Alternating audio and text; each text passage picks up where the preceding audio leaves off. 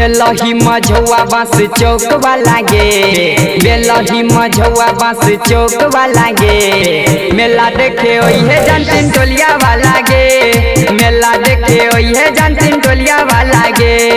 राघोपुर सिमराही करजैन वाला गे, श्रीपुर सुखासन सुपौल वाला गे। मेला देखे ओहे जान महेशपुर वाला गे, मेला देखे ओहे जान लालपुर वाला गे। मेला देखे ओहे जान टोलिया वाला गे, टोलिया वाला गे। मेला देखे ओहे जान टोलिया वाला गे।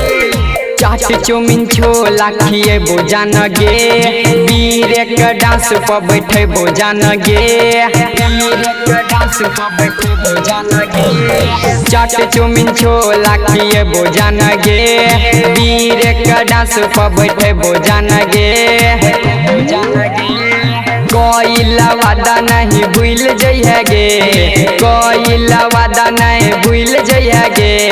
मेला देखे ओहे जानतीन टोलिया वाला गे, मेला देखे ओहे जानतीन टोलिया वाला गे। मेला देखे ओहे जानतीन टोलिया वाला गे, टोलिया वाला गे।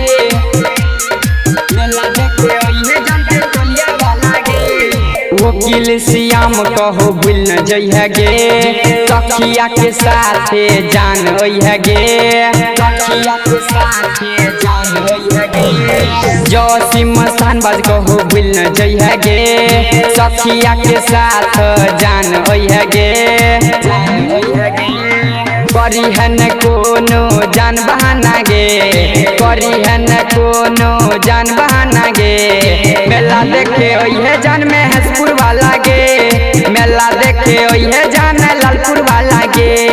बेलही मझौआ बांस चौक वाला गे, बेलही मझौआ बांस चौक वाला गे। मेला देखे ओहे जानतीन टोलिया वाला गे, मेला देखे ओहे जानतीन टोलिया वाला गे।